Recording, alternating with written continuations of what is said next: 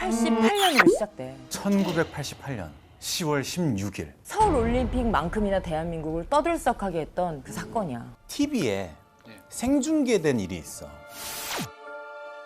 그날은 평화로운 일요일 아침이었어. 현장의 접근이 통제돼 있기 때문에 이들 인질들의 상태는 아직 정확히 파악되지 않고 있습니다만 국가자동에서 생중계가 된 거야. 인질극이. 권총을 든 남자와 이 총은 그 누구도 나에게 뺏을 수 없어. 겁에 질린 여자가 있어. 남자가 총을 쏘고 여자의 비명소리가 들려. 그거 알 것 같은데? 더 특이한 게 있어. 이 인질범이 경찰한테 요구를 하는데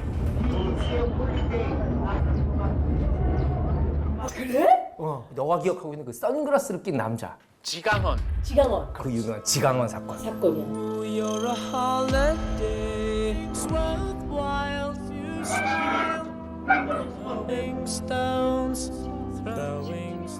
나 다른 분은 잘 모르겠고 이 지강원 이분의 얼굴은 기억이 나. 그렇지, 기억이 나지. 너무 어렸다. 그래.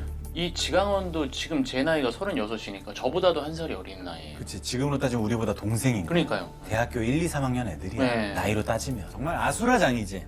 경찰 특공대가 출동하고 경찰 1000명이 집을 둘렀어. 취재진 동네 주민해가지고 이 동네가 마비될 정도. 그냥 사람들 머리로 다 빽빽해 막 난리가 났어.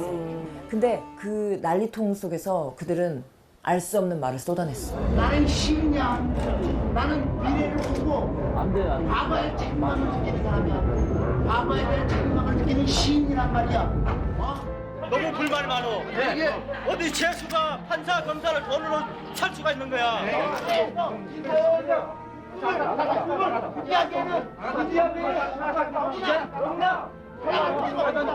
처음부터 이 사건에 대해서 얘기하자면 인질극이 벌어지기 9일 전. 9일 전. 재밌다. 오빠 시나리오 같아. 중부고속도로에 버스가 달려. 그 죄수 호송버스지. 미결수 25명을 태운 호송버스가 있었는데 그 영등포 교도소에서 대전 뭐 공주 교도소로 그러니까 이갑 중인 거지. 한 안성 부근쯤에 딱 왔을까 그때 한 명이 일어나는 거야. 저 소변 좀 보고 싶습니다. 소변통을 가져다 주는 건네는 순간에 지금이다! 그리고 죄수들이 일제히 일어나가지고 폭동을 일으켜요. 버스 안에서. 아 진짜? 이 버스는 죄수들의 점령을 다. 옷을 바꿔 입었어. 교도관 분들이 죄수복을 입고 수갑을 차고 교도관 옷을 이 죄수들이 입고. 그 중에 13명은 그냥 안전한 감금을 택해. 그래서 그냥 그 차에 있어. 나머지 12명 그 안에 재소자 카드 그거를 막 박박 다 찢어. 그 신분 이제 확인 못하게. 권총하고 실탄을 5발을 딱 챙겨 탈출을 합니다. 감 중이던 미결수 등 죄수 12명이 서울로 올라와서 집단 탈출했습니다. 전국이 초비상 사태가 이제 시작이 된 거야. 근데 12명 중에 2명은 당일에 검거가 되고 또 그 중에 3명은 다시 돌아갔을 것 같아. 왜? 불안해서. 아니 불안해서 놀러 갔어. 룸싸는데. 그렇게 어렵게 나와서 거기 가고 싶냐? 그리고 취한 상태에서 얘기한 거야. 계산을 하려고 그러는데 갑자기 칼을 탁 들이대면서 우리 탈출범. 뉴스에서 봤지? 경찰에 신고했어. 바로 그 현장에서 경찰이 들이닥쳐서 룸살령에서 이렇게 검거가 되고 근데 이 3명이 잡혀감으로써 그 사장이 600만 원을 받게 돼. 포상금.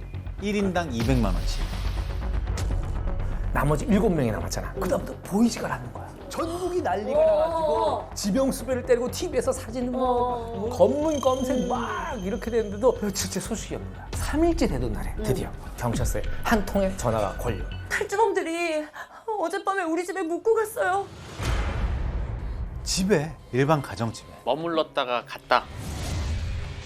안암동에 가정집이야. 여기도 가정집인데 대문이 열려있는 틈을 타서 그냥 들어온 거야. 이것이 이제 언론에 알려지고 서울이 발칵 뒤집혔겠지. 야, 일반 가정집에 탈주범들이 들어갔다더라. 28시간 만에 나왔다더라. 서울에서 일제히 다 같은 마음으로 이걸 열었대. 뭘 열었을까? 반상회. 그렇지. 딱 한 군데에서만 반상회가 안 열려. 그때 반장님이 지방에 잠깐 출장을 가셔가지고 행당동인데 이게 우연의 일치라고 해야 될까? 탈주범들이 행당동으로 간 거야. 하필. 현금 있는 거 다 내놔. 현금 4만 원. 하필 또 서민 집에 들어간 거야. 근데 왜 하필 가정집에? 가정집을 갔을까? 근데 보통 경찰이나 검찰이 뭔가 수사를 할 때 범인을 잡기 위해 가는 곳이 기차를 타러 기차역에 간다던가 터미널에 간다던가 피해 있어야 되니까 숙박업소를 간다던가 이 라인 마지막인데 먹고 놀자는 것처럼 뭐 유흥업소를 간다던가 여기는 못 찾겠다 하는 데가 가정집인 거야. 이거는 경찰이 상상도 못했던 선택이었던 거야. 인질 숙박극이 계속되고 있다. 대담한 인질 숙박의 속수무책. 더 과감해져. 대학병원이 진짜? 이것도 패턴을 완전히 깨는. 한 제약회사의 영업사원이 딱 승용차에 타려던 순간 탁 붙더니 옆구리에 칼을 딱 때리네. 이 남성분은 35살이셨대. 지금은 이제 예순이 훨씬 넘으셨지만 그날 일을 생생하게 기억하신대. 트렁크 열고 이제 이렇게 하는데 두세 명이 또 와가지고 칼을 이제 딱 대는 거 느껴지는 거지. 이 친구들이구나. 아저씨 집 어디요? 그래서 저기 문정동이다. 그건 왜 묻나 처음에는 했죠. 그러니까 아저씨 집으로 갑시다. 이게 정말 무서운 말이잖아. 우리 집에 가면 가족들 나도 안 가. 근데 또 마침 그날이 우리 아내분과 6살, 4살짜리 두 아이가 있었어. 그 세 가족이 처가에 예. 갔다가 돌아오는 날이었던 거야. 서울역에 마중 나가기로 했던 거야. 아내는 서울역에서 기다리고 있는 거야? 핸드폰이 있어. 뭐가 있어? 딜을 했대. 협상을 했대. 얼마나 있을 거냐. 뭐 2박 3일. 2박 3일 되면 바로 나와주라. 그렇게 해가지고 이제 집으로 간 거야. 세 번째 집에 왔어. 문정동이야. 정말 씩씩거리면서 아내분이 문을 열었대. 딱 들었는데 탈주범 뉴스에서 보던 탈주범들이 우리 집에 와 있는 거야. 얼마나 놀랐겠어. 너무 무섭지 않니? 그래서 다른 생각을 한 거야. 제약회사에 다니잖아. 딱 번쩍한 거야. 수면제. 그렇지. 우리 회사에서 나오는 수면제가 있었다. 수면제를 하나 내가지고 물에 딱 넣어봤다고. 한 10분쯤 지나면 좀 으스러지는데 손가락을 넣어가지고 맛을 봤다고. 맛 아주 썩 밑도 안 되겠다. 드라마랑 현실의 차이야. 근데 그러다가 정말 또 한 번의 기회가 와. 갑자기 지방원이 오더니 잃어버린 줄 알았던 결혼 반지를 용케 찾은 거야. 자, 이걸로 돈 좀 어떻게 좀 해봅시다. 전당포를 가지. 나가면 방법이 있겠다. 어떻게든 도움을 청할 수 있지 않을까? 전당포 주인한테 할까? 왜 얘기를 못했을까? 지강원이 4살짜리 둘째 아들을 안고 있었어. 지강원이 머리를 쓴 거지. 집 주인하고 탈주범들하고 이제 술도 한잔해. 근데 이 술이라는 게 참 웃긴 게 속 얘기를 많이 하잖아. 못할 얘기도 많이 하고 막 가슴에 담아둔 얘기도 하고 그러는데 어렸을 때 부모 없는 집에서 자라서 홀대받고 배가 고파서 물건을 훔치게 된 이야기. 어렵게 이발소에 취직을 했는데 전과자라는 이유만으로 쫓겨나고 막그 사회 냉대가 또 얼마나 심했겠어. 심했겠어. 누가 들어주는 사람이 없는데 이 술을 한잔함으로써 자기 이야기를 시작하게 됐고 이 인질범들도 어떤 애환을 이 인질한테 이야기하기 시작한 거죠. 리더가 지강원. 지강원. 당시 35세. 탈주범 중에 제일 나이가 많아. 이제 가난한 집에서 태어나가지고 초등학교만 졸업을 한 거지. 의무교육이라 조금 내는 돈인데 그걸 안 갖고 오면 안 내는데 일어나라 해서 또 때렸어. 선생님. 수치심을 맞아. 일으키는 말들을 했어. 그러니까 가난한 애들이 정말 상처받게 만들었어. 맞아. 억지라고 뭐 또 처벌받고 뭐 이렇게 반복되게 살았나 봐. 근데 이 사람도 꿈이 있었겠지. 그치. 모두 꿈은 있으니까. 꿈이 시인이었대. 나는 대한민국의 최후의 시인이다. 행복한 거지가 되고 싶었던 낭만적인 염세주의자다. 이런 얘기 했대. 탈주한 이유를 뭐라고 했을까? 대한민국의 비리는 파헤치고 죽겠다. 이런 얘기를. 우리가 생각할 때 탈주범 주제에 뭔 무슨 비리를 파헤쳐. 비리를 차했어. 나름 이제 대의 명분을 찾은 것 같아, 내 생각엔. 네. 그리고 연희궁으로 가려다가 경비가 심해서 그만뒀다. 타겟으로 삼은 게 연희궁이야. 전두환네 집으로 가겠다는 그치, 거잖아. 전두환의 집에 가겠다. 자, 여기서 잠깐 짚고 넘어가야 될 게 있는데 어떤 죄목으로 들어갔느냐. 공범 2명하고 7차례에 걸쳐서 현금이랑 승용차 등 556만 원 정도를 절도를 한 거야. 사이즈가 컸네. 사이즈 컸지. 당시 그냥 556만 이런 뭐 원이면은 단순 그 절도가 그치. 그 사람의 형량은 7년. 7년 받았어. 보호 감호가 10년이 더 추가가 돼. 뭐 유해처럼 관찰하는 게 아니라 정말 또 감옥 같은 데서 사는 거야. 10년 동안 더. 그러니까 17년이야 합의. 17년이구나. 17년 사는 거야. 재범의 가능성이 있다고 판단되는 범죄자가 있으면 본형을 마친 뒤에 별도로 이 감호소라는 곳에 머물도록 하는 거야. 근데 이 보호감호하고 연희동이 무슨 관계가 보호감호 있나? 제도가 원래 없었는데 전두환 전 대통령 때 만든 거야. 원래 만든 없었어. 사람한테 간 거구나. 원래 없었어. 군사 구태타를 일으켰잖아. 신군 전두환의 무리들이 국가보위 비상대책위원회를 신설해. 국보위. 사부약 일소 특별 조치를 단행해 사부약 사범에 대한 일제 소탕을 시작했습니다.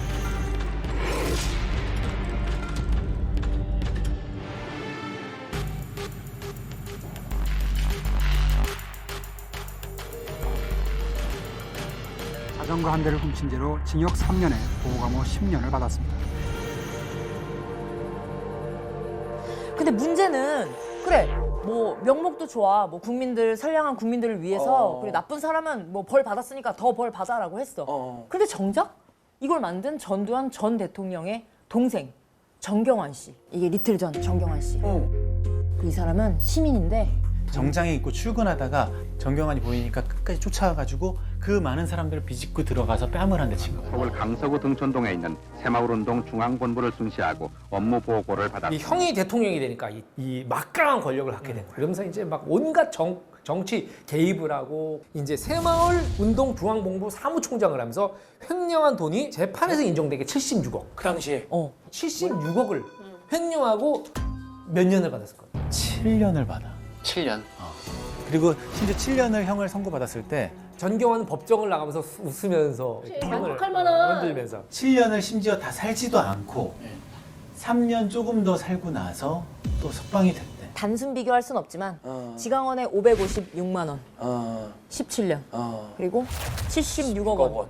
정경환 씨의 7년. 그나마 3년 하고 가석방. 나가 내린 판결은 정치적 조건에 의해서 내린 잘못된 판결이다.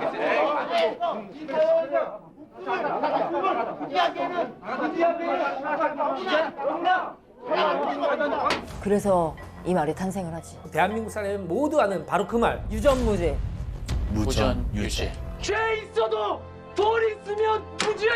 죄 없어도 돈 없으면 유죄. 아, 그 말이 이렇게 만들어진 거란 거 몰랐네. 그 말을 한 사람이구나. 그치. 탈주범들이 출연한 신촌 일대를 포위하고 검거 작전을 펴고 있습니다. 탈주 7일째야. 지강원 일당이 경찰한테 발각돼. 그것도 신촌 한복판에서 발각된 거야. 이게 진짜 연희동으로 가려고 했던 게 아닐까. 신촌까지 갔네. 연희동으로 가는 게 아닐까. 경찰이 수배 차량으로 알고 이제 추격을 시작. 이 6명이 어떻게 했겠어?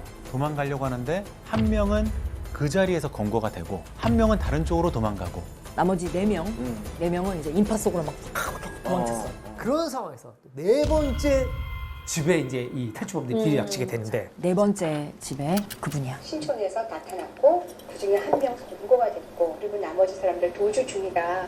자막에 이렇게 TV에 흘러나가고 있었어요. 저는 그걸 보면서 조심해야 되겠구나. 우리 동네니까 그러고 있는데 막 사람들이 우두두두두 소리가 나서 누가 이렇게 오지? 그래서 봤더니 방에 들어와 있는 거예요. 얼마나 놀랐겠어. 탈주범들은 언제 잡히나 이러고 있는데 두두두두 문을 열고 탈주범들이 들어온 거야. 그때 당시에는 이제 22살의 여대생이셨대. 탈주범들이 이제 들이닥친 거지. 그때는 이제 70이 넘으셨던 아버지께서 그 혼란스러운 상황 속에서 탈주범들이 들어왔을 때 처음으로 건네신 한 말씀이 뭐였는지 알아? 밥은 먹었냐? 저희 어머니한테 빨리 밥부터 차려라. 저희 어머니가 정말 사시나무 떨듯이 가서 이제 고추장찌개 무슨 뭐 했던 것 같아요. 제가 기억하니까 빨갛게 너무 급히 이제 맛있게 먹더라고요, 다들. 이러면서 이제 조금 마음들이 풀렸던 것 같아요, 그 사람들이. 그러고 나서 이제 아버지가 신발 좀 벗어라. 그래서 사람 사는데도 신발을 벗고 다녀야 되지 않겠냐 그랬더니 신발을 또 다 벗더라고요. 걸레를 주면서 빨리 닦으라고 그랬더니 다 걸레를 닦고. 저녁을 막 먹고 나니까 얼마나 좀 안정이 됐을 거 아니에요. 좀 전에는 막 쫓기고 막 탈죽을 벌이고 막 도망가고 막 하다가 이제 우리 엄마 집밥을 딱 먹고 이러니까 이제 안정이 되고 편안했을 거 아니야. 그러니까 뭐 여대생인 그분한테 농담처럼 이제 이렇게 물었대. 방에서 저한테 이제 물어보더라고요. 아가씨가 어떻게 죽는 게 되게 멋있어 보이냐고. 그래서 제가 너무 놀래갖고 무슨 소리냐고 그랬더니 옥상에서 떨어져 죽는 게 멋있어요, 총에 맞아 죽는 게 좀 멋있어요, 이렇게 멋있어 보이냐고 물어보길래 그런 얘기 하지 마시라고. 제가 너무 무서워서 그런 얘기 하지 마시라고, 나 모른다고 이렇게 얘기를 했었죠. 어떻게 하면 탈주범들을 순순히 나가게 할 수 있을까 고민을 했는데 이분이 이제 독실한 크리스찬이셨대. 기독교인이셔서 이런저런 구절을 이제 탈주범들한테 읽어주기 시작한 거야. 처음에는 관심이 없던 지강원이 말을 걸어온 거야. 이 성경 구절을 듣고. 자기를 위해서 기도를 해줄 수 있겠냐고 하더라고요. 그래서 저도 너무 놀라서 뭐라고 기도를 해드릴까요? 그랬더니 내가 마지막 순간에 예수님 마음대로 되게 해달라고 하면서 둘이 같이 기도를 했어요. 제가 그때 기도를 하니까 엄청나게 우시더라고요. 그래서 콧물이 막 땅에 떨어질 정도로 울고 그래서 저도 울고 그분도 울고 해서 이렇게 해서 이 집에서 진짜 의미심장한 1박 2일을 보내고 드디어 그 마지막 비지스의 홀리데이가 흐르던 국가자동으로 이동을 하는 거야. 근데 이제 마지막 집에서는 빠져나가지를 못하지. 왜냐면 이날 새벽에 그 집 아버지께서 경찰에 신고를 하셨어. 그 신고를 받은 즉시 테러 특공대 경찰 1000명이 그 집을 둘러쌌대. 그러니까 8박 9일 동안 경찰은 얼마나 안달이 났겠어. 제발 나타나라 하는데 드디어 여기서 나타난 거야. 경찰이 밀고 들어오면 인지를 해치겠다고 위협해. 가은아 가지 마라. 강수야? 아줌마 말 좀 들어줘, 주파님. 강수야. 엄마 데리고 놀라댔잖아, 강수야. 좀 제발 들어줘. 지강원 일당은 진짜 무시무시한 인질범이었지만 담 밖의 모습하고는 너무 달랐대. 총을 겨누면서도 귓속말로는 미안하다. 정말 이럴 생각이 없다. 절대 다치지 않게 할 테니까 조금만 기다려달라.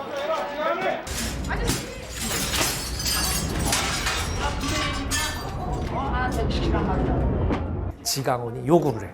승합차 한 대를 보내달라. 승합차 보내주면 인질 풀어주고 조용한 곳에 우리가 가서 우리의 운명을 결정을 짓겠다. 잠시 후에 이제 대문이 열리고 이 인질범 중에 한 명 강 씨가 나와. 지강원이 이제 차를 준비했는지 네가 확인해 보고 와라. 차가 없어. 차를 준비를 안 해줬어.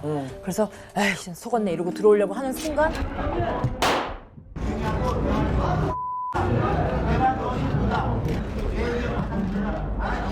더 이상 이 인질극의 현장에서는 벗어나라. 그렇지. 넌 나갔으니까 나간 김에 살아라. 지강원이 35살이었고 강 씨가 21살이었기 때문에 아직 어리다고 생각할 수 있지. 지강원 입장에서.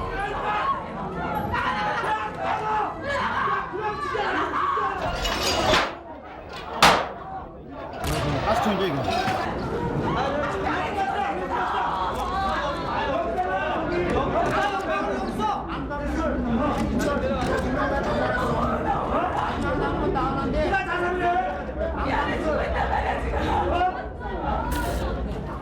안에서 스스로 목숨을 끊는 거야. 지강원의 총을 빼앗아서 한 발씩 이제 겨눈 거지. 체년만 지강원이 비지스의 홀리데이를 듣고 싶다. 그래가지고 경찰이 그 카세테이프를 동네 인근에 사가지고 넣어주고. 진짜? 이건 이제 비지스의 홀리데이를 들으면서 자기 머리에 총을 탁 이렇게 켜는. 죽겠다 저거. 죽겠어. 간다가. 목 찔렀어. 지금 목 찔렀어. 서서히 죽는구나. 거기는 유리를 집어들고 자살을 시도하려고 해. 근데 그 순간에 경찰 특공대원들이 들이닥쳐서 지강원한테 총 2발을 발사.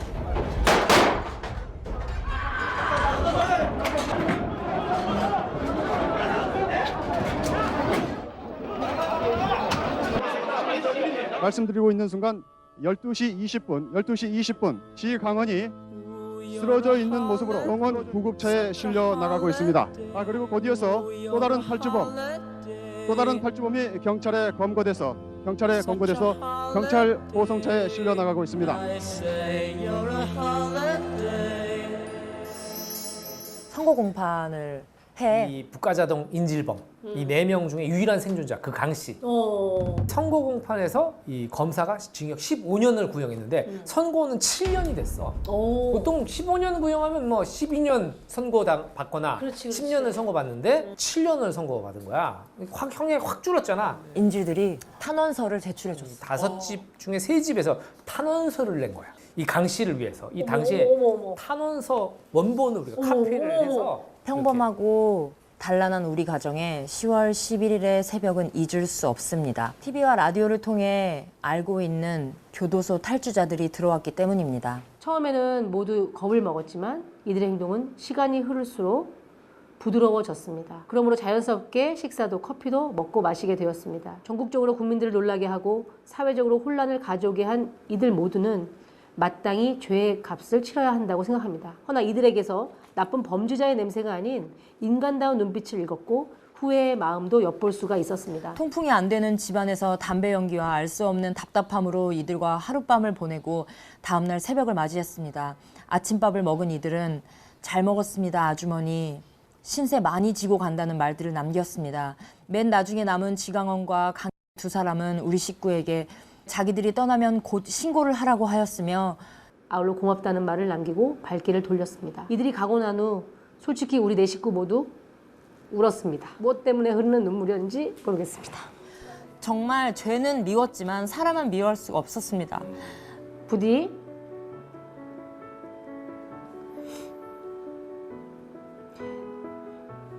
이 탄원서를 읽으시고 다시 한 번의 기회를 주셔서 희망의 빛을 벗삼아 세상에 좋은 등대지기가 되게 하시길 간절히 기원합니다. 왜 울컥했는지 모르겠어요. 잘 모르겠어요. 누군가 얘기해보고 싶었던 사람들이고 아무도 안 들어줬으니까. 근데 이렇게 얘기를 누군가 들어주고 따뜻한 밥을 해주니까 이 사람들이 너무 인생이 좀 가련하기도 하고 최후를 알기 때문에 그치. 최후가 예상되기 때문에 그런 거에서 서로 막 이런 감정의 동화작용들이 일어나지 않았나 뭐 이런 생각이 그렇게 다섯 집이나 돌아다녔지만 아무도 다치지 않았고. 그렇지. 집주인분들이 또 이렇게 잘 좀 누그러뜨리게 잘 해주신 건 아닌가. 1988년도 이 한 해 진짜 너무 공사다망한 한 해였던 거지. 올림픽으로 막 뭔가 막 축제처럼 했지만 이런 서민의 아픔의 막 사건도 있었던 거고 일도 좀 많았던 거고. 유명한 경제지잖아. 여기에도 그 말이 나와. 유전 무자이. 무전. 유죄. 예스. 여기 실렸어요? 그 말이? 그렇습니다. 이런 말이 고유명사처럼 쓰이고 있다. 이런 기사가 이제 실렸어. 어찌 보면 이게 뭐 범죄자들이 자기 범죄를 합리화하려고 했던 말일 수도 있어. 이게 그때 88년도에 나왔던 유행어인데 아직까지도 이게 진짜 오빠가 딴 건 다 몰라도 그 말은 알잖아. 왜 그 말이 아직까지 회자되는지. 그 말이 아직도 변하지 않았다. 지금 30년이 넘는 기간 동안 그 말은 여전히 유효하다. 맞아. 유전 결혼, 무전 비혼. 돈이 있어야 결혼을 하지. 그치. 유전 취업, 무전 실업. 돈 있고 뭐 연줄 있고 뭐 하면 뭐 어디 뭐 막 취업도 막 하고. 유전 면제, 무전 입대. 아 군대. 이런 우스갯소리까지. 이제 하나도 안 웃긴데 우스갯소리까지 있는 거지. 내 기억 속에 그냥 한 장의 스틸? 그래. 흉악범이 저지른 인질극. 알지 못했던 풀스토리를 이렇게 듣고 나니까 이 깊이를 알고 나면 함부로 꺼낼 수 없는 그런 이야기들인 것 같아요. 그러니까 나는 이 사건의 주인공들이 영웅이 되거나 이런 걸 원치는 않아. 맞아. 영웅은 아니지. 영웅은 아니야. 절대 영웅이 아니야. 잘한 건 아무것도 잘한 없어. 건 아무것도 없어. 이 아무것도 사람들이. 없어. 그러나 우리가 이런 얘기를 나누는 것은 분명히 의미가 있고 어떤 생각을 해야 되는지 그리고 어떻게 살아야 되는지. 그렇지. 유죄면 유죄, 무죄면 무죄였으면 좋겠다. 죄면 죄, 아니면 아닌 거. 맞아. 그냥 무죄, 그냥 유죄. 이렇게 두 아이가 어른이 됐을 때 무전 유죄, 유전 무죄라는 이 말을 근현대사 역사책에서만 봤으면 좋겠어.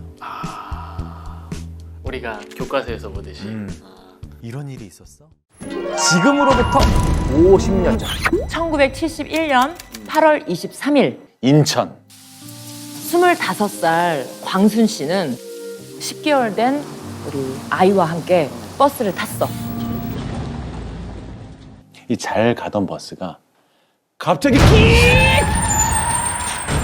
그리고 문이 벌컥 열리더니 어떤 남성들이 막 우르르르 들러와. 군인 하나가 운전사 머리에 총을 댔어. 청와대로 가.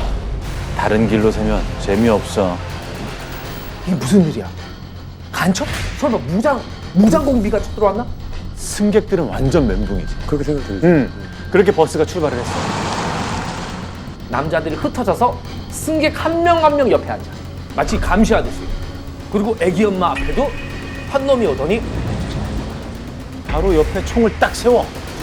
우리 딸이 낯을 안 가렸어요. 그래갖고 이렇게 이제 웃고 그러니까 뭐 얼러주고 뭐 그러면서 애기가 귀엽다 그러고 뭐 그런 얘기 하면서 보니까 한쪽 발을 이만큼 걷었는데 보니까 피가 흐르고 있어서 어머 어떡하지 그래갖고 이제 기저귀 가방에서 기저귀 하나 빼가지고 이거로다가 피 묶으라니까 고맙다 그러고 묶더라고요. 그렇게 별일 없이 버스는 청와대로 향했어. 근데 한창 달리는데 어디서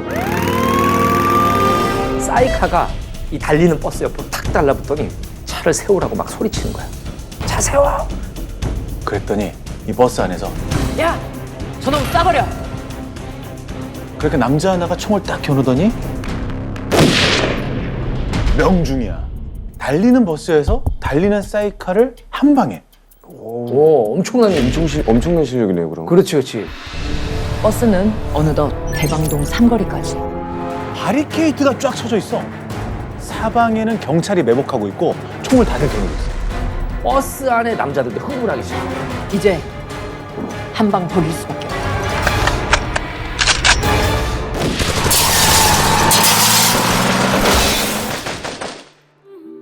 버스 안에서는 여기저기 신음소리가 들려. 뭐 총 맞은 사람들, 다친 사람들.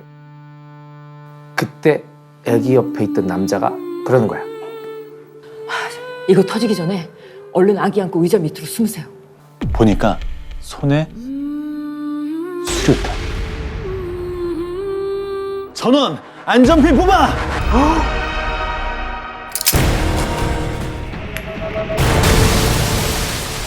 자폭한 거야.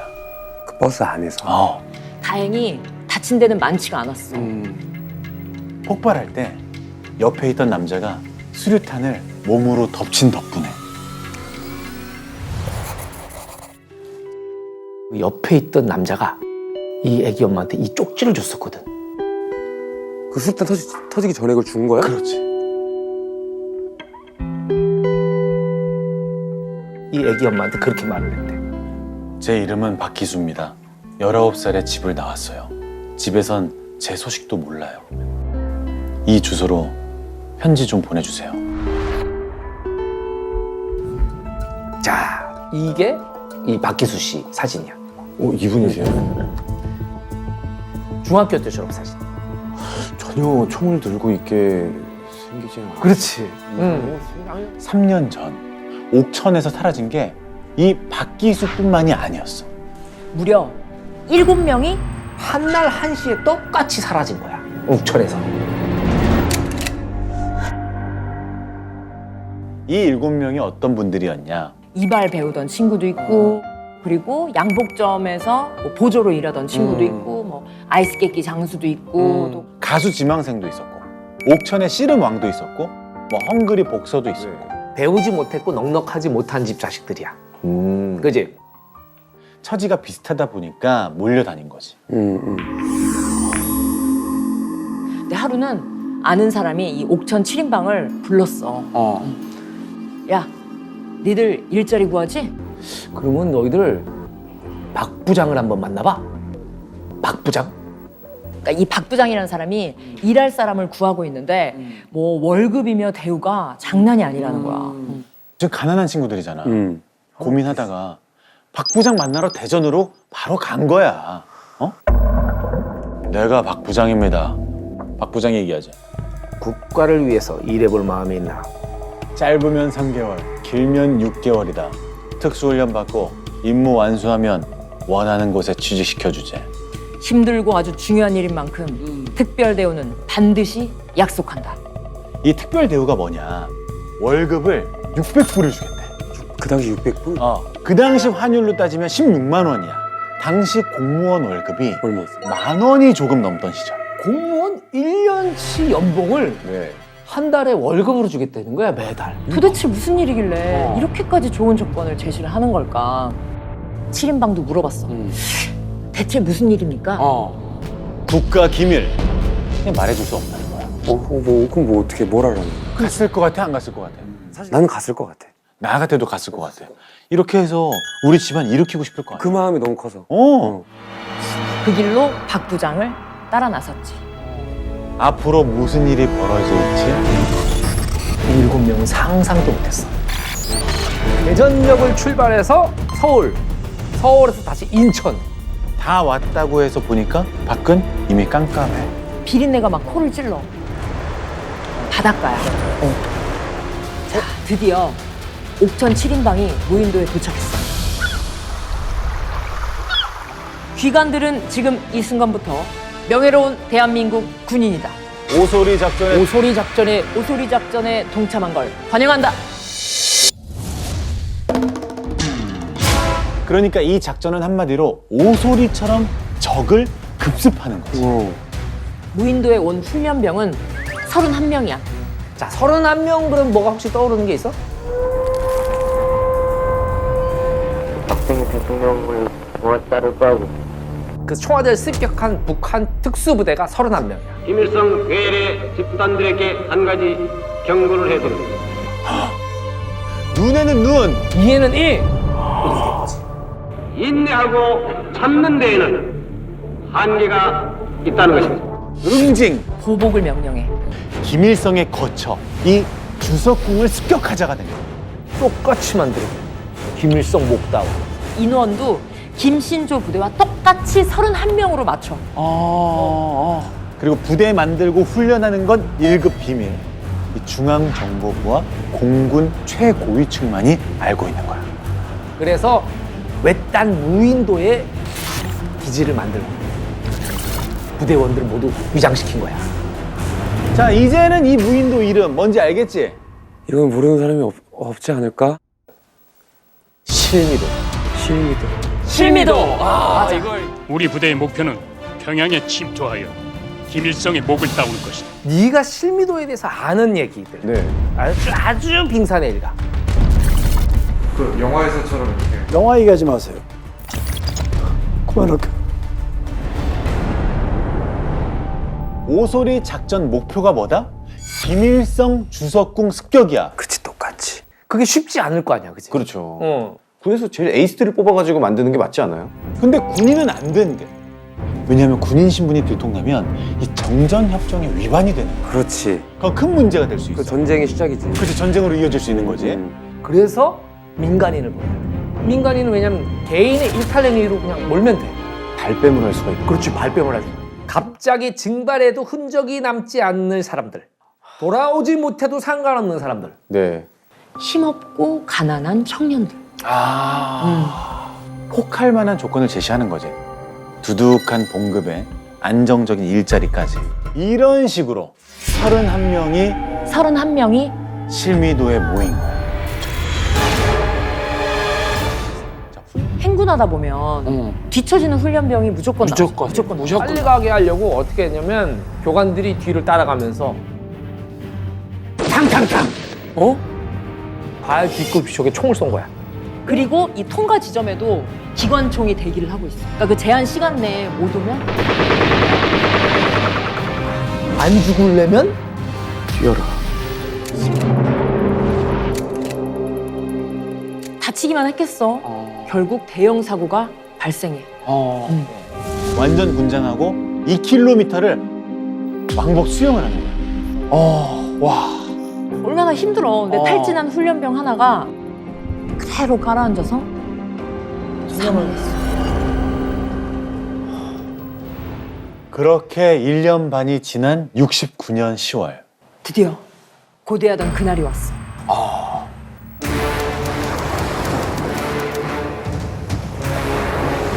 야, 드디어 시작이야.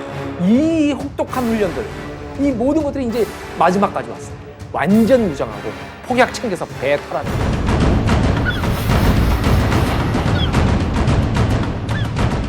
드디어 상부에서 지시가 내.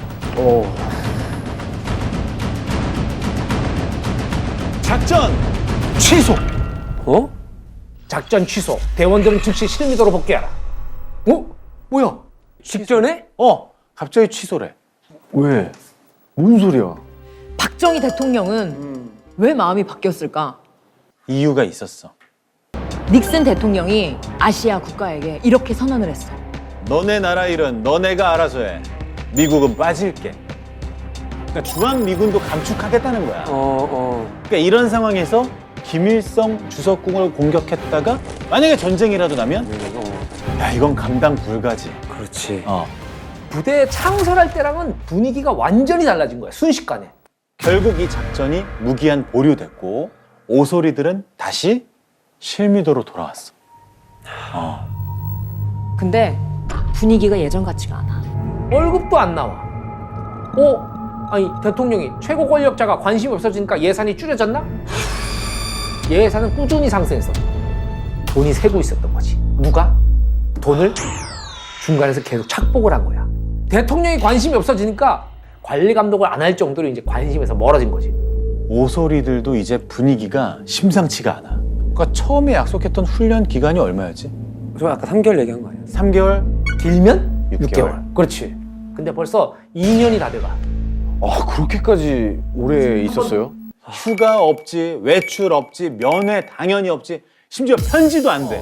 훈련을 근데 그동안 계속 했어요. 계속 똑같은 한 거지. 강도로? 와, 그렇지. 이건 진짜 죽겠다 살아. 어느새 무인도에 고립된 지 3년이 됐어. 와, 너무 기네요. 그렇지. 오소리는 이제 24명만 남았어요. 31명에서 24명. 7명은 사망했어. 그 사이. 비극은 이 소주 한 병에서 시작됐어. 와, 이거 소주야? 엄청 크지? 근데 오소리 하나가 이거를 몰래 숨겨놨었나 봐. 저녁 점호 끝나고 이걸 조금씩 나눠 마신 거지. 근데 먹다가 교육대장한테 딱 걸린 거야. 교육대장 전환치파! 딱 단체로 기합을 받았어. 근데 그게 다야.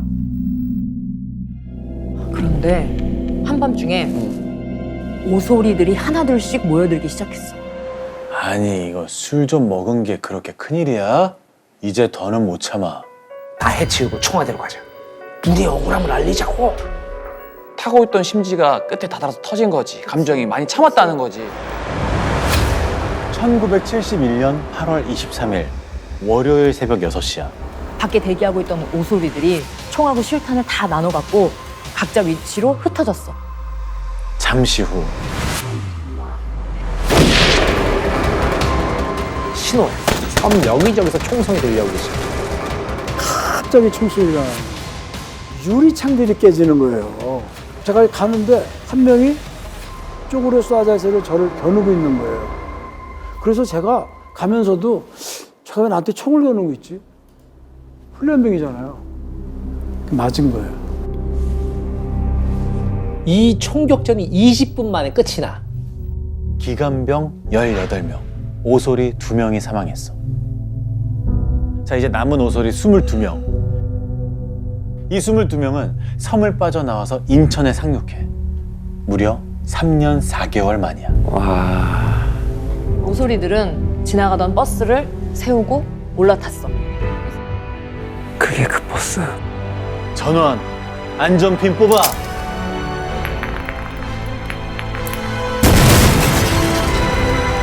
섬에서 나온 지 2시간 반 만이었어.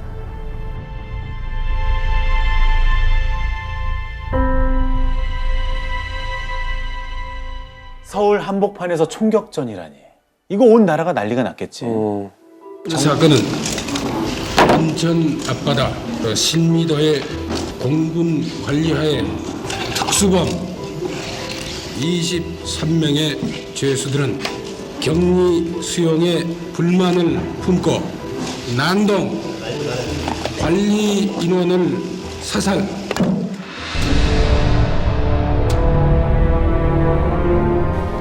그날 살아남은 오소리가 있어. 4명. 생존하신 분들이 계셔. 그렇지. 국회 진상조사가 시작돼. 오소리 4명이 증인으로 출석해. 실미도엔 대체 왜 들어간 겁니까? 거기서 무슨 일을 했습니까 대체? 오소리들 대답이 뜻밖이야. 비밀 사항이라서 말씀드릴 수 없습니다. 자, 국회 진상조사를 앞두고 누가 찾아왔어. 바로 군 관계자가. 이대로 가면 니들 어차피 사형이야. 마지막 기회다. 같이 월남 가자. 대신 누가 묻더라도 보안상 절대 말할 수 없다라고 해라. 그래야 모두 살 수 있다. 국가가 약속을 한 거지. 그러니까 당연히 이 살아남은 오소리들이 모른다고 얘기를 한 거지. 근데 월남 보내준다는 약속 지켜졌을까? 저 애초부터 지킬 생각이 없었지. 수사도 군대가 수사해. 그리고 재판도 군사 재판이 열려. 너무 가슴 아프다.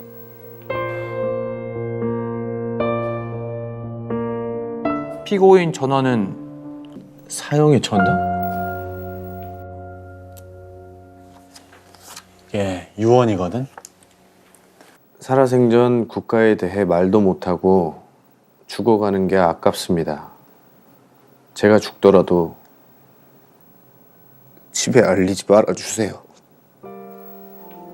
애들 3남매가 제일 불쌍합니다. 보고 싶습니다. 애가 있어네. 국가를 위해 싸우지 못하고 국민에게 손가락질 받으며 죽는 게 억울합니다. 사형 선고가 내려진 지 70일 만에 사형이 집행돼. 이 실미도 부대원 31명 명단도 그제서야 공개가 됐고 35년 만에 이제 소식을 들은 거야. 가족들이. 우리 형이, 내 아들이, 우리 아빠가 실미도 북파공작원이었다는 걸 가족들이 알게 된 거야. 그때서 알게 된 거야. 그때서 30년이 지나. 66살 먹었을 때 전화가 때르렁하고 울려. 이서천 씨를 아릅니까? 그러더라고. 그래서 우리 오빠인데요. 국방부에서 전화를 했습니다. 그러더라고. 그래서 사형을 당했다고 그래. 사형을 당했다고. 어떻게 죽어도 그렇게 죽었는가 불쌍해갖고. 하려란 말이야? 양말 신을지.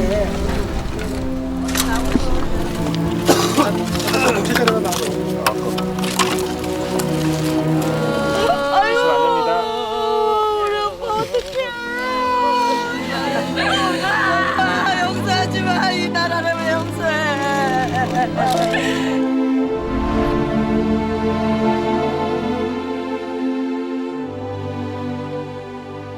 결국 지금까지도 유해는 찾지 못했어.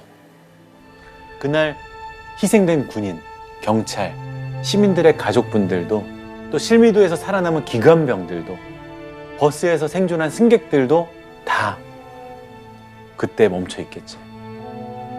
오늘 얘기는 여기까지야.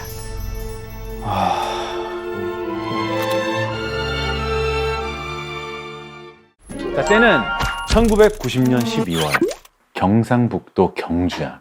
아주 큰 길을 떠나려는 여자가 한 명이 있어. 어느 정도 뭐냐, 이동 거리가 무려 16,000km. 네? 16,000km요? 도대체 왜?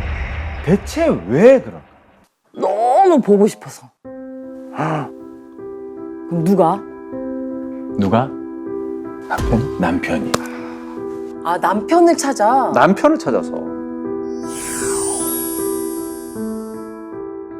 크리스마스 이브에 출발을 한 거야. 무려 2박 3일 만에 이곳에 도착했어. 자, 이곳 과연 어딜까? 힌트.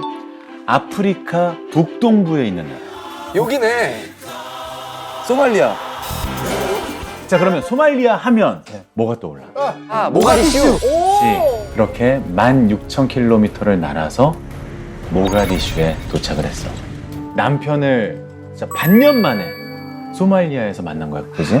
얼마나 좋겠어. 이 남편은 소말리아 한국 대사관의 직원이었어. 자, 얼마나 달달해. 그렇지. 며칠간은 정말 꿈 같은 나날을 보냈어.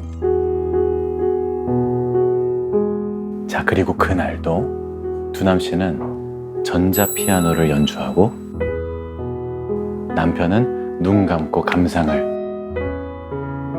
그런데 갑자기 피아노 소리가 툭 끊겨. 뭐지? 뭐 어떻게 잘못됐나 하는 순간에 갑자기 대포 소리가 들렸어. 대포. 금방 또 기관총 소리가 막 요란하게 울렸어. 그냥 이 귀에서 쿵 하면서 뭐지? 뭐 전쟁의 전자도 생각 안 하고 도착을 했는데 대포 소리와 함께 그게 좀 잦아지니까 상황이 상당히 이제 급박하고 포소리는 멀리서부터 막 들리고 그 반군 지도자 그 아이디 장군이 입성했다 뭐 그 시점에 이제 포격 소리가 이제 가까이 들리기 시작했고 공격들이 이제 많았죠. 거리에는 이제 총격 맞아서 죽은 시체들이 좀 절비하고 반군과 정부군 사이에 내전이 본격적으로 시작된 거야.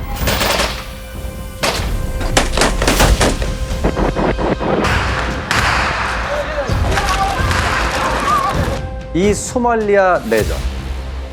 그 내전의 중심은 어디냐? 대통령 궁이 있는 모가디슈. 그리고 대사관들도 다 여기 모여 있어. 이 모가디슈의 풍경은 하루아침에 그야말로 지옥으로 바뀌었어.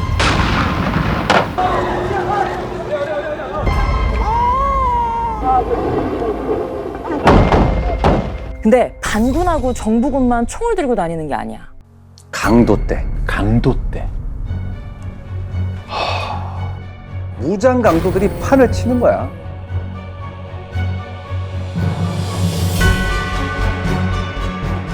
완전히 무법천지 아비규환이야. 관공서, 은행, 상점 그냥 싹 다 문을 닫았어. 그리고 집집마다 창문에 커튼을 쳤어. 왜냐? 불빛이 새어 나갔다가는 큰일이니까.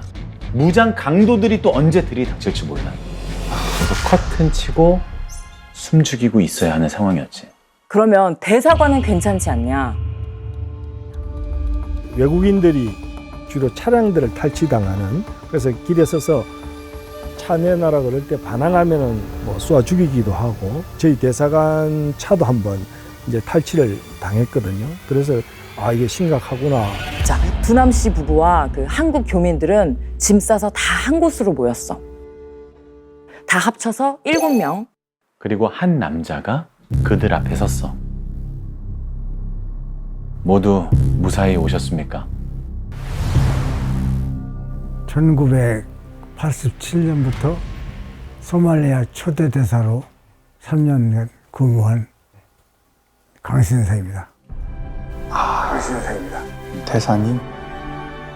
대사관 업무 하나가 자국민 보호 아닙니까? 그래서 오늘 당연히 우리 교민이 위험에 처했는데 우리 가족같이 지내는 사이인데 우리 집에 오라고 하는 게 당연하죠. 빨리 소말리아를 탈출해야 된다.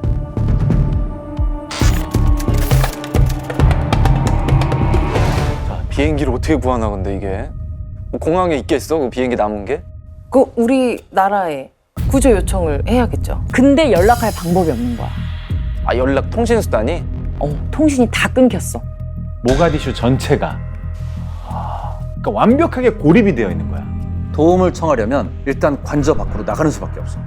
근데 밖에는 누가 있다? 맞아. 반군하고 정부군은 계속 교전 중이지 뭐 무장 강도까지 막 설치니까 완전 사지야. 그냥 죽으러 가는 땅이야.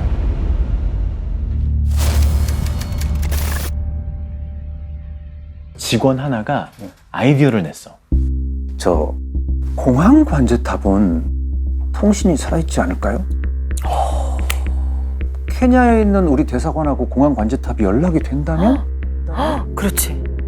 다행히 공항이 관저에서 멀지가 않아.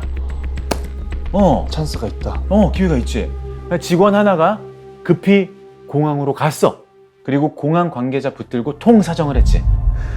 이러다가 우리 한국인들 다 죽습니다. 꼭 좀 부탁합니다. 그날 오후에 드디어 회신이 왔어. 회신이 왔어. 야 됐네. 깜짝이야. 내일 중으로 구조기가 도착할 예정이다. 떠날 준비를 하라. 됐어. 됐네. 이제 살았어. 막 사람들은 얼마나 신이 났겠어. 그러니까. 이제 탈출할 일만 남았다 생각을 하고 공항에 도착했어. 도착해서 전부 초조하게 비행기가 오길 그럼 이제 비행기만 뜨면 그냥 그렇지. 네, 구조되는 거잖아요. 오기만 하면 되는 네. 거잖아. 대합실 출구로 막 달려갔어. 저 앞에 출입문이 보이는 거야. 이제 저 문만 열고 나가면 그냥 끝이야. 그렇지. 찰컥 문고리를 힘차게 돌렸지. 근데 뭐야? 응? 문이 안 열려. 왜? 잠겨 있는 거야. 아 빨리 부시고 나가야지 그거. 소용이 없어. 이 문이 잠겨 있어. 근데 그 순간 창밖으로 저기 아까 그 비행기가 착륙을 하는 게 보이는 거야. 네. 문 좀 열어주세요. 빨리 문 좀 열어주세요. 아이, 문 열어! 문 열어요! 발로 차고 몸으로 부딪히고. 문은 끝내 열리지 않았어. 잠시 후 그 비행기는 이륙을 해버렸어. 떠나버린 거예요? 떠나버렸어. 다리가 풀리면서 그냥 그 자리에서 그대로 주저앉았어. 눈 앞에서 비행기를 놓친 거야. 바로 진짜 코앞까지 왔는데. 일단 화가 또 났지. 강대사도 가만히 있지 않았어. 아니, 이건 있을 수 없는 반인도적 행위입니다. 국제법을 위반하고도 무사할 것 같아요? 그랬더니 돌아온 답이 뭐냐? 그게 무슨 소리냐는 거야. 금방 그 비행기는 네. 이탈리아 비행기래. 그 우리나라에서 비행기가 온 게 아니에요? 이탈리아 국민들 태우고 떠난 거래. 당신네들 거 아니래. 알고 보니까 관제탑끼리 교신을 하다가 사고가 생긴 것 같아. 잘못 알은 거지. 아무튼 구조기는 오지 않아. 다시 관저로 돌아가야 돼. 돌아가는 것도 일이네요. 다시 돌아가는 다시 것도. 돌아간다고 생각했을 때 그 심정이 어땠겠어. 짐 다 싸서 왔는데. 떨어지지 않는 발걸음을 이렇게 돌리는데 잠깐. 무슨 소리가 들려. 그게 뭐지? 보니까 생긴 게 겉모습이 엄청 낯이 익어. 딱 보면 우리나라 애들이야. 누굴까? 북한 아이들이었던 거야. 북한 대사관 직원의 자녀들인 거야. 다 합해서 보니까 한 14명 정도? 그쪽은 조금 더 인원이 많네요. 이영만리 전쟁터에서 남과 북이 딱 만났어. 분위기 어땠을 것 같아?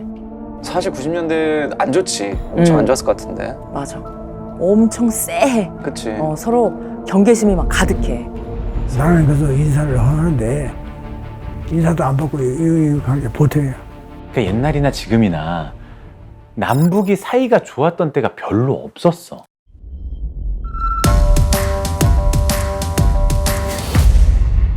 그렇게 왼수 같은 사람들이 공항에서 딱 마주친 거야. 근데 보니까 이 사람들 꼴이 말이 아니야. 그냥 뭐 완전 누가 봐도 도망자 물건. 듣자 하니까 그들은 무장 강도들한테 다 털렸대.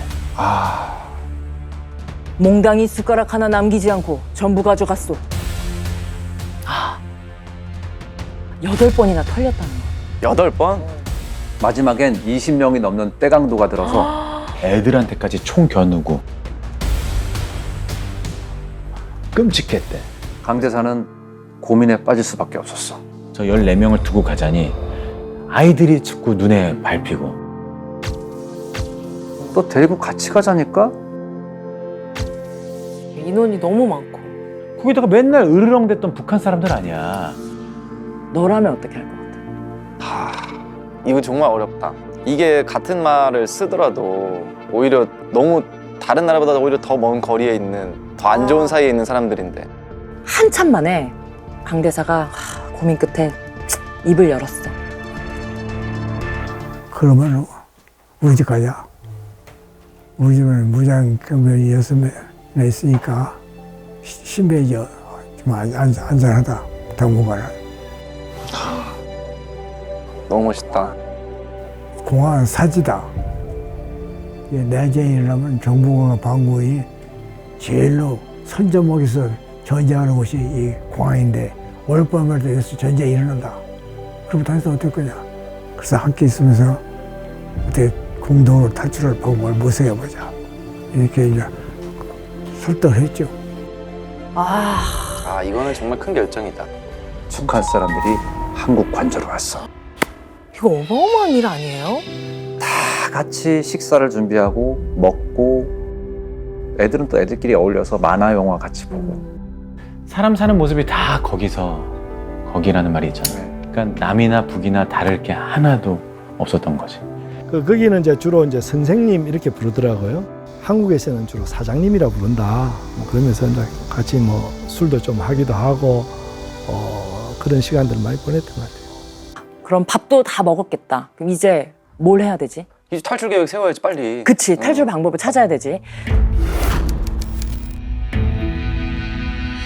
자, 강 대사가 먼저 입을 열었어.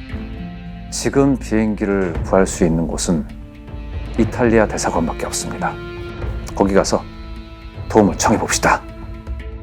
네? 이탈리아 대사관에 간다고요? 다들 화들짝 놀란 거야. 왜냐? 사이에 굉장히 중요한 곳이 하나 있어. 바로 빌라 소말리아 대통령궁. 모가디슈 최대 격전지야. 그러니까 여기 뺏으려고 반군이며 뭐 정부군이 치열하게 싸우고 있어. 너무 위험해. 소말리아가 어디의 식민지였어? 이탈리아. 이탈리아의 식민지였다고 했잖아. 독립은 했지만 여전히 영향력이 클 때야. 비행기를 부를 수 있는 유일한 나라가 바로 이탈리아인 거야. 위험하지만 사실 뭐 선택의 여지가 없어. 자, 그러면 누가 갈 거냐? 누군가 총대를 매야 되는 상황인 거죠. 자, 바로 그때 내가 가겠어. 이 사람이 누구?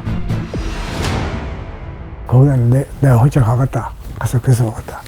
잘못하면 가만히 앉아서 죽게 있더라고, 다. 그냥 그런 절박감. 그래서 차가 여러 대 가는 것도 외모고, 또 여러 사람이 가다가 충격을 받으면 여러 사람이 죽는데 차라리 나 혼자 가는 게 낫겠다 싶어. 자, 아무튼 정말 다행히 강 대사는 이탈리아 대사관에 무사히 도착을 했어.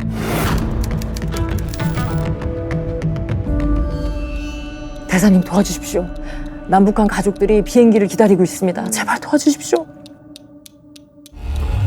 본국 사정이 여의치 않아서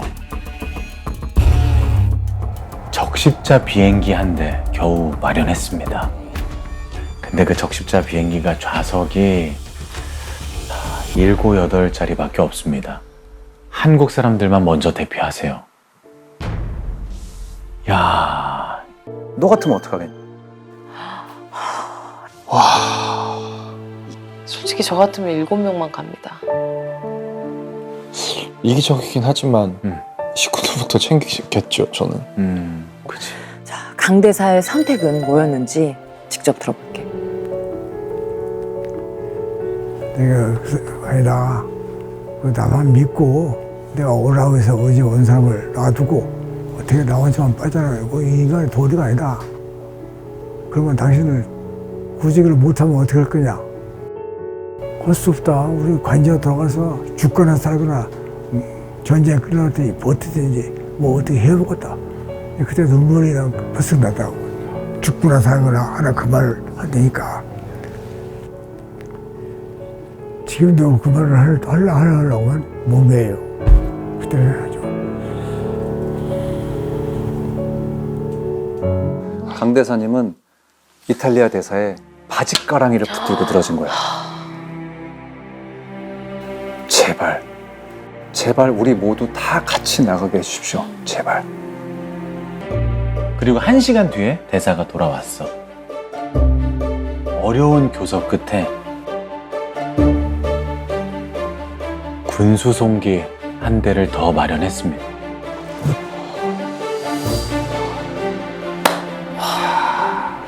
무덤에서 나온 기분이 들더라고. 근데 그 소고기가 진작에 통했어요. 아, 그 너무 영화 같아. 이제 이 자체가 이제부터가 진짜 미션 임파서블인 거야.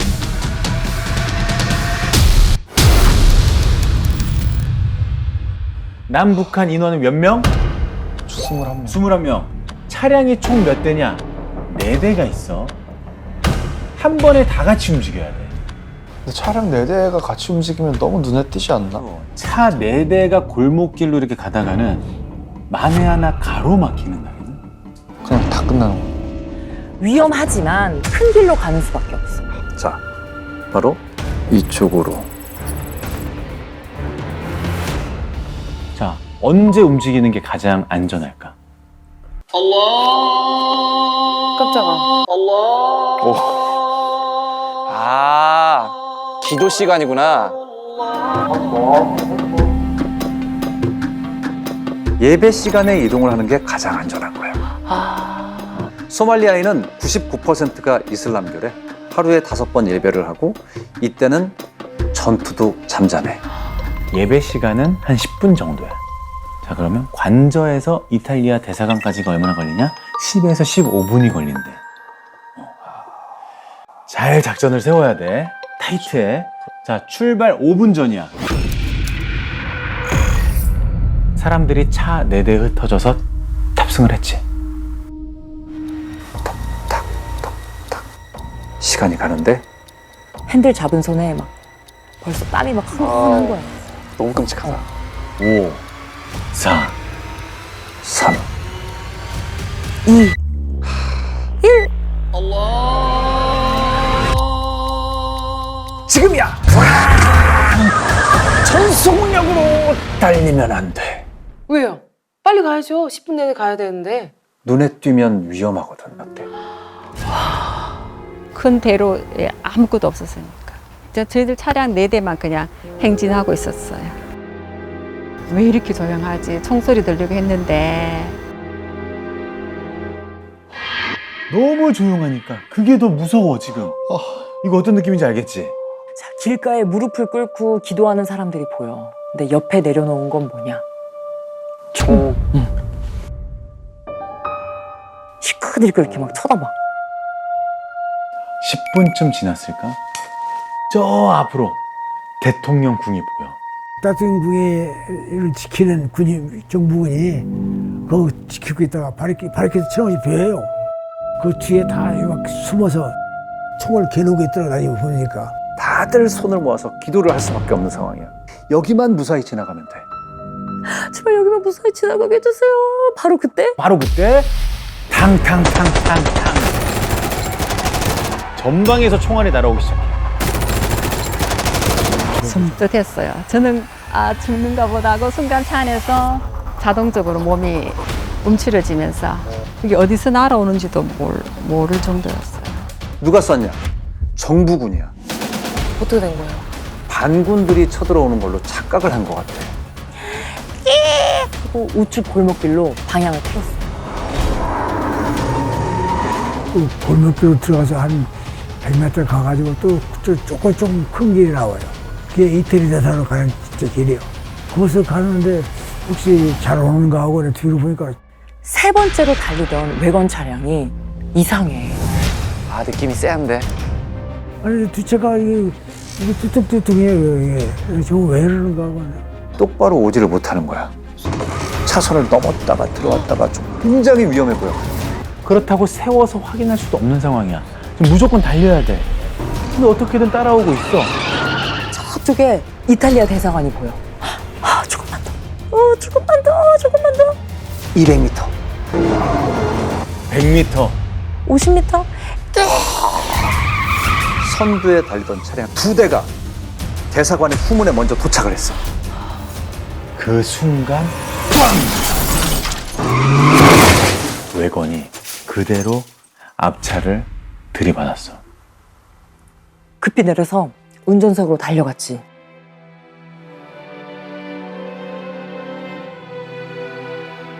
북한 무전수 얼굴이 백지장처럼 하얘. 그리고 숨을 쉴 때마다 피가 가슴에서 울컥울컥 쏟아져 나와. 왼쪽 가슴에 총을 맞았어. 아이고. 이 북한 무전수는 총을 맞은 상태에서도 가슴을 움켜쥐고 끝까지 운전을 할 거야. 만약에 중간에 멈췄다면 어떻게 됐겠어? 큰일 났지. 집중 공격이지. 외건에 타고 있던 사람들 모두 그거 뒷차까지 엉켜가지고 다 죽었죠. 상상도 하기 싫은 일이 벌어졌을 거야.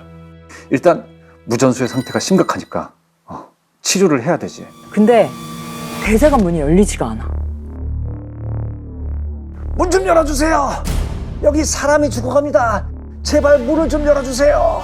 아무리 소리치고 문을 두드려도 소용이 없어. 그리고 뒤쪽에서는 다다다다다다 계속 총알이 날아오고. 강 대사가 차 앞쪽으로 뛰어나갔어. 이걸 뽑아들고 막 소리를 질렀어. 우리는 코리아의 외교관입니다. 제발 문을 열어주세요. 미친 듯이 흔드는 거야. 그래도 문은 열리지가 않는 거야. 왜 안 열어줘? 뒤에서는 총알 날아오지. 옆에선 사람이 죽어가지. 근데 문은 안 열려. 그때였어. 누가 뒤에서 태극기를 확 뺐어. 바로 북한 외교관.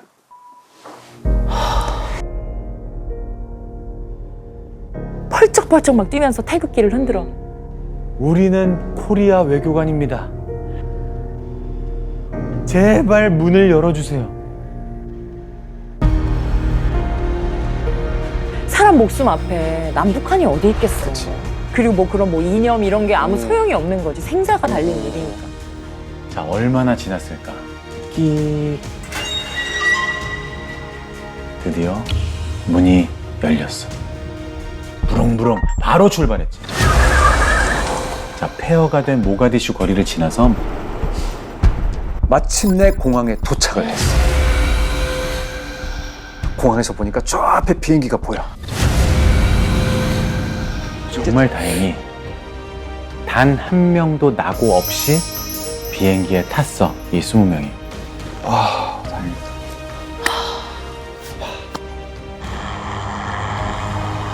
14일간의 지옥에서 드디어 빠져나왔어. 됐네. 다들 막 부둥켜 안고 감격의 눈물을 흘려. 뭐 남한, 북한 그런 게 어딨어. 지금 생사를 함께한 친구들이잖아. 그럼 잘들 가십시오. 언젠가 우리 다시 만날 날이 오겠지요. 그때까지 모두들 안녕히 계십시오. 그 사장님도 공항에서 내려서 마지막 떠날 때 그때 한 번 부르더라고. 강 사장님. 그 전까지는 그 사장님도 안 불렀어. 이제 그때서 이제 마음을 열고 뭐 친근하게 다가오려고 했던지 그렇게 된 거야 이게. 사장님 소리는. 마지막으로 악수와 포옹을 나눴어.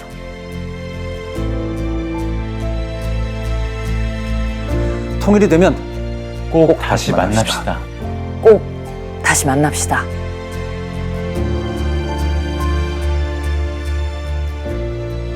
이역만리 아프리카에서 생사고락을 함께 했지만 이별은 채 5분도 걸리지 않았어. 보고는 쉽죠 물론 얘기해서 저 대사는 혹시 죽었을 때 모르지만 그 사람들은 나보다 한 15년쯤 젊은 사람들 있으니까 그 사람 아직 살아있을 거 아니에요. 30년 지났으니까 다 34세, 6세, 7세 용돈이라도 좀 주고 아니면 무슨 선물을 사가지고 와서 뭐 준다든가 올 수도 있지. 남북통일되면 제일 할 일은 그것이다. 나는 가서 그 사람들 만나가지고 찾아가지고 보면 그간에 어떻게 잘 지내느냐, 잘 지내느냐, 뭐 어려우면 건강하냐, 뭐 이런 일상적인 것이죠. 그런 날이 한번 오기를 바라죠 사실은. 그 사람들도 마찬가지일 겁니다. 근데 그런 날이 언제 올지. 진짜 생사고락을 함께한 분들인데 언젠가 잘 살고 계셨으면 좋겠다. 그러게 꼭 다시 만날 일이 있기를. 이야기의 시작은 2010년 9월. 장소는 무려 아프리카 소말리아. 소말리아 바로 앞에 아덴만이라는 바다가 있어. 거기에 엄청 큰 배가 한 척이 떠 있어.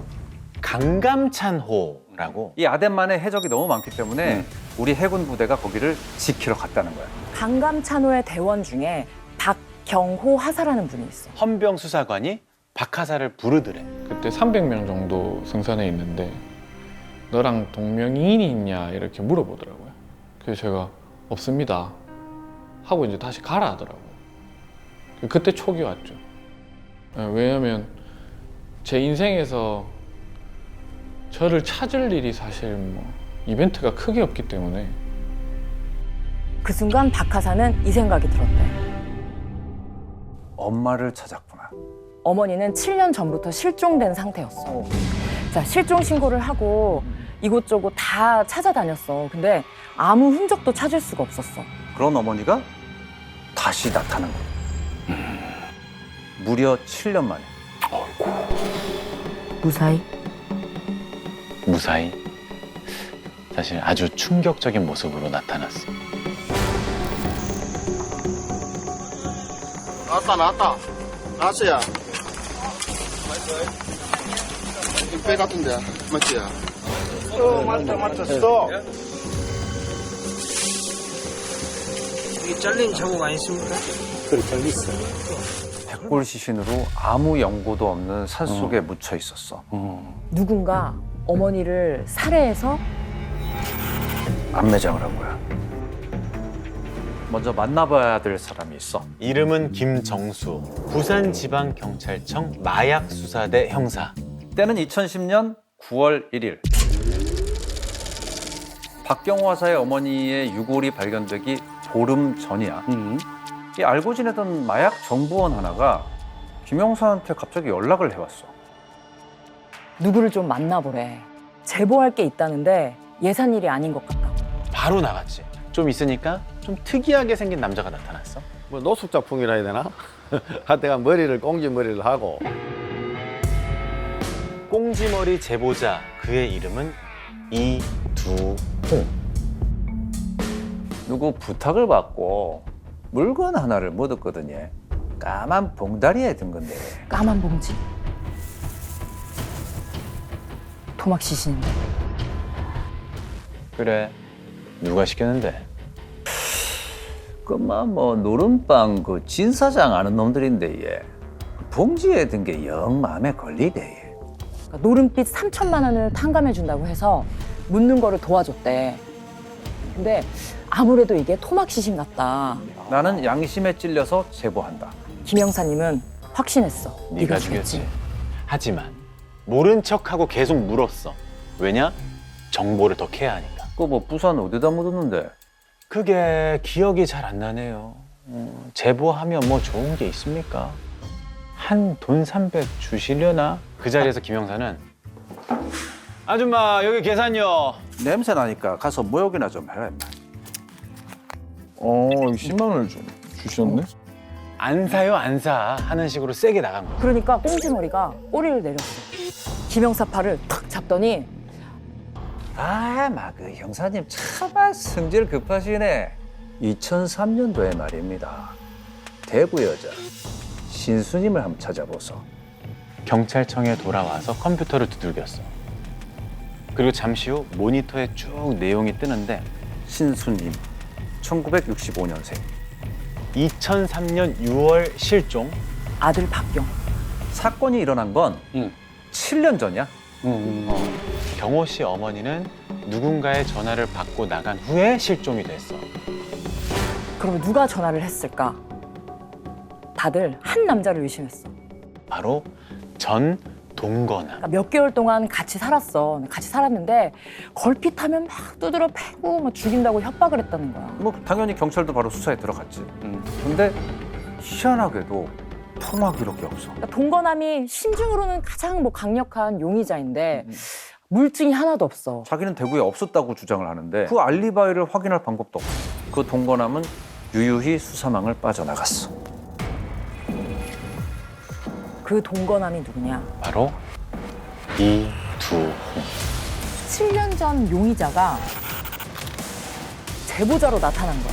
살인범은 따로 있다 그랬잖아. 자기는 운반만 했다라고 하면서. 어쨌든 뭐 자기가 직접 묻었으니까 위치를 알 거 아니야. 뭐 시신만 찾으면 사건 해결은 뭐 시간 문제야. 근데 입을 안 열어. 그렇게 며칠이 지났어. 여보세요. 김영사님, 접니다. 할 말이 있습니다. 저 혼자 좀 나오이소. 형사들 세계에서 혼자 나오라는 말은 뭔가 털어놓겠다라는 뜻이래. 바로 약속 장소로 달려갔지. 갔더니 쫓기는 사람처럼 되게 초조해 보여. 3일만 시간을 주십시오. 김 형사님한테 다 털어놓겠습니다. 다시 만나기로 하고 김영사가 일어서는데 갑자기 우다다다다다다. 이동 꼼짝마.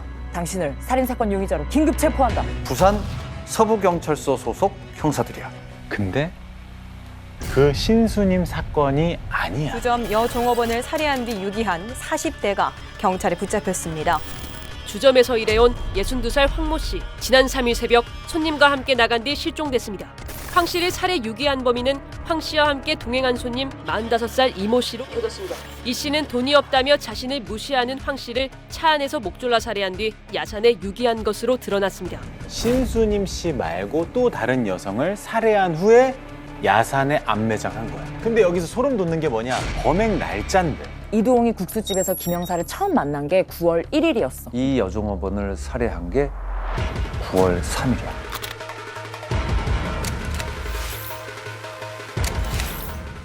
형사 만나서 신수님 씨 사건을 흘리고는 이틀 후에 또 다른 살인을 저지른 거지. 서부서 형사들이 강도 높은 수사를 했어. 이 여종업원 사건에 대해서는 다 자백을 받았고 신수님 씨 암 매장한 곳도 다 풀었어. 아까 그 시신 발굴 영상 봤잖아. 그걸 서부서 형사들이 찾아낸 거야.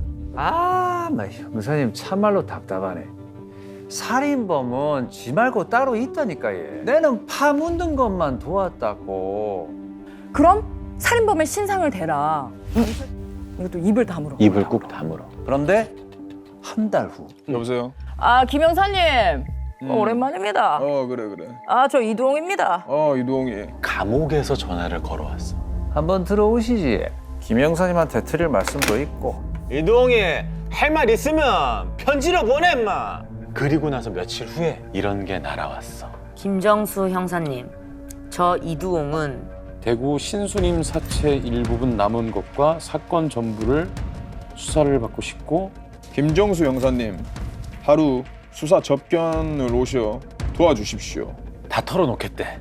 단 다른 경찰들은 다 싫고 김정수 형사 오직 당신한테만 말하겠다. 이 김정수 형사와 이두홍의 실제 면담 장면을 보여줄게.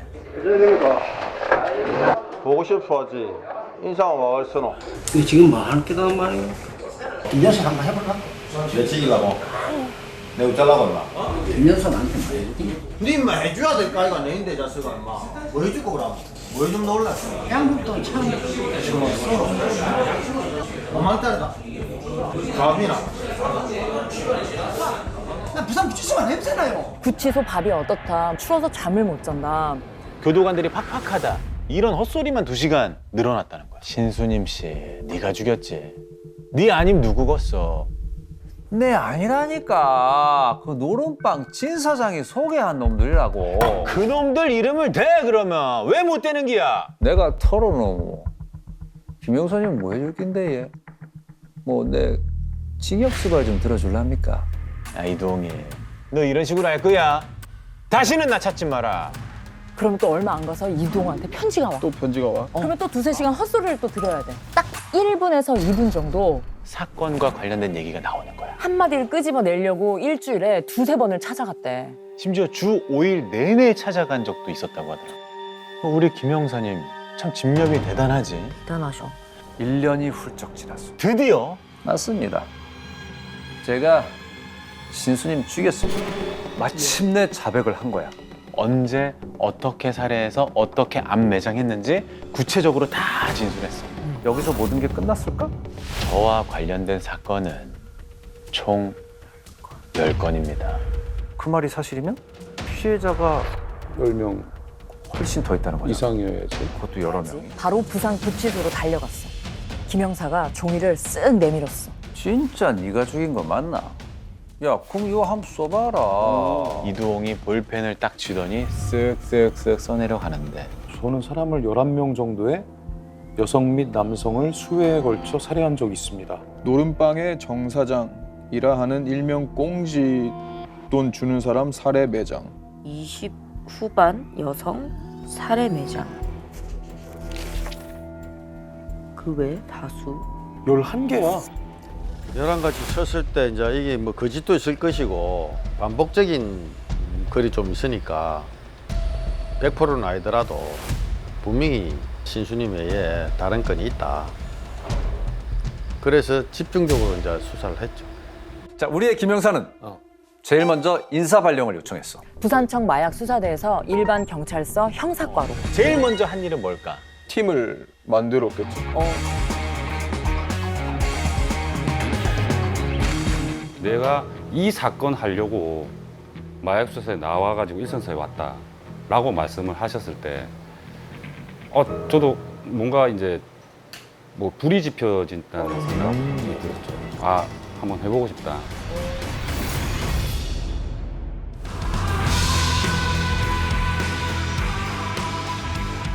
신수님 살해하여 은닉 매장, 그리고 여종업원 무시하여 응급결에 목 졸려 살해. 이 두 가지 사건은 이미 해결이 됐지. 이거 지워야지. 자, 그럼 나머지 9가지가 남았어. 어떤 사건부터 수사하겠어, 만약에 너라면? 실명이 있잖아. 박민철 살해. 그러니까 이렇게 실제 이름이 있는. 아주 정확히 맞았어. 실명이 언급된 것부터 보는 거야. 이 3개의 사건을 샅샅이 뒤지기 시작한 거야. 이런 사람들이 있긴 있는데 멀쩡히 살아있더래. 그러니까 한마디로 뻥이다. 김영사는 공통적으로 등장하는 단어들을 주목했어. 일단 택시들이 그리고 여성 하나. 범행 대상은 다 여성이야. 그리고 매장. 이두홍이 택시를 할 때 사건이 있었던 건 아닐까. 2004년부터 2006년까지 실제로 이두홍이가 택시 운전을 했어. 또 일을 안 할 때는 유흥주점 죽돌이었대. 근데 완전 진상 손님이었나 봐.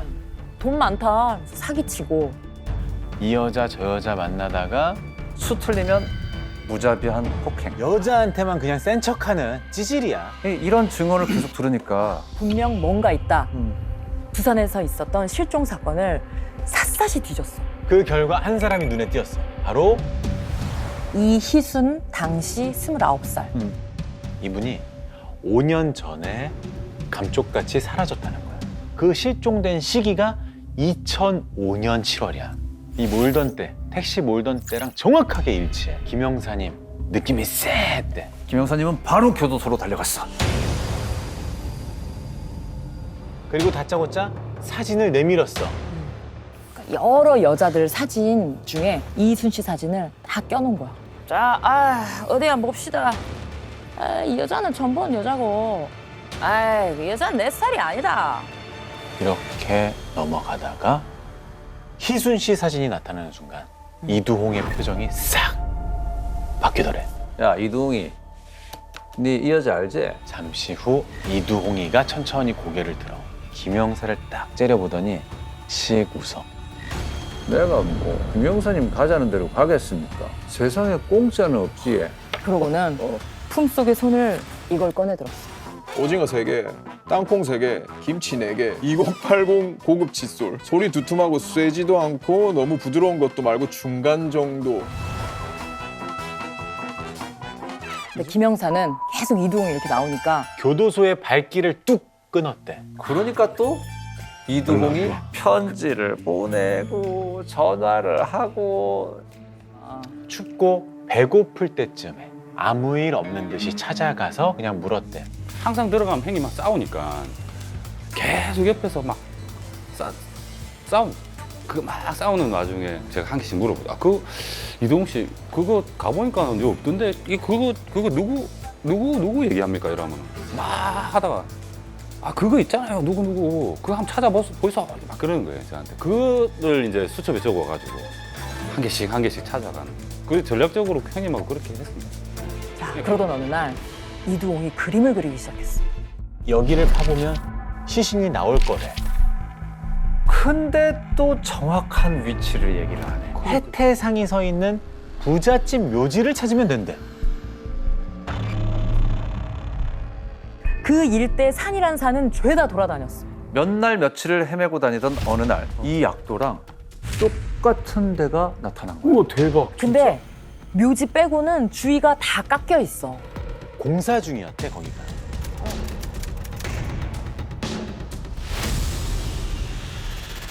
운이 역수로 좋은 놈이라니까. 희한하더라고. 현장에 없어지 보니까 돌아봐.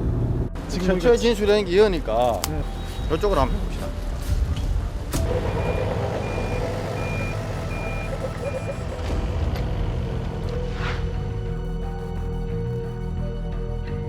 이두홍은 큰 그림을 그리고 있었어.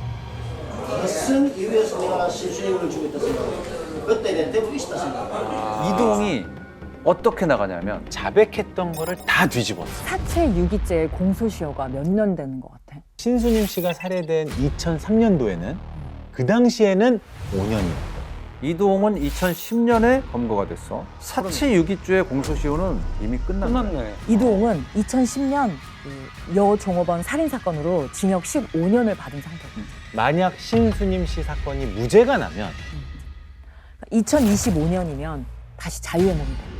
김영사는 2003년 사건 당일에 대구에 없었다는 이두홍의 알리바이를 깨기 위해서 주변을 막 잊었듯이 다 뒤지고 다녔어. 이두홍이가 그 신수님 씨 집 근처에서 중국집 음식을 배달시킨 기록을 찾아냈어. 알리바이가 깨진 거야. 자, 드디어 재판이 열렸어. 재판부는 다행히 DNA나 CCTV 같은 직접적인 증거는 없지만 김영사에게 했던 자백과 그리고 뭐 여러 정황들을 고려했을 때 살해 혐의가 넉넉히 인정된다. 피고 이두홍에게 무기징역을 선고한다. 김영사와 게임을 시작한 지 6년 그리고 신수님 씨가 희생된 지 13년 만이었어. 형사님은 하신 행동으로 저를 너무 많은 배려를 해주셨습니다. 네 억울하다 아이가 당연히 해야지 뭐 이런 스타일이셔서 진짜 존경합니다. 혹시 히든 크라임이란 말 들어봤어? 실제로는 범죄가 발생을 했는데 범죄가 발생을 했다는 사실조차도 몰라서 수사조차 하지 못하는 사건. 암수살인. 김영사는 이동이 저지른 암수 범죄가 더 있을 거라고 확신을 했어. 그런데 2018년 7월 게임이 종료됐어. 자살했나? 맞아, 정확해. 진짜야? 이두홍이 스스로 목숨을 끊었어. 감옥에서. 이 고인의 유해라도 찾고 싶은 가족들의 간절한 바람 함께 무너진 거야. 사실 8년 동안 이두홍 수사를 하면서 비난도 많이 받으셨대. 살인범이랑 거래하는 거 아니냐. 하지만 한 번도 후회하지 않았대. 왜? 자신은 경찰이니까. 암수살인 영화를 다시 봤거든. 이거 이제 꼼꼼히 공부를 하면서 장면 중에 좀 뇌리에 남았던 장면이 거의 영화 말미인가 이런 얘기를 했던 것 같아. 형사님 생각이 끝까지 틀리면요? 그럼 차라리 다행이죠. 뭐가요? 세상에 나 혼자 바보 되면 그만 아닙니까? 저는 왜 영화나 뭐 드라마나 이런 곳에서 실종되신 분들의 뭐 유해를 찾을 엄청 많은 노력들을 하잖아요. 이해가 1도 안 됐었거든요.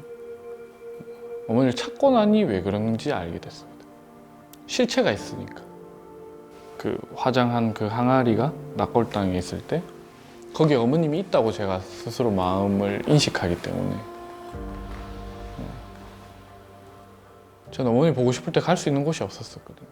그 시간을 되돌려서 갈 수 있으면 어떻게 하십니까? 또 합니다. 더 합니다. 더. 아마 더 할 거예요. 그때는. 한번 해봤기 때문에 아마 더 잘할 겁니다. 예, 더 잘하지.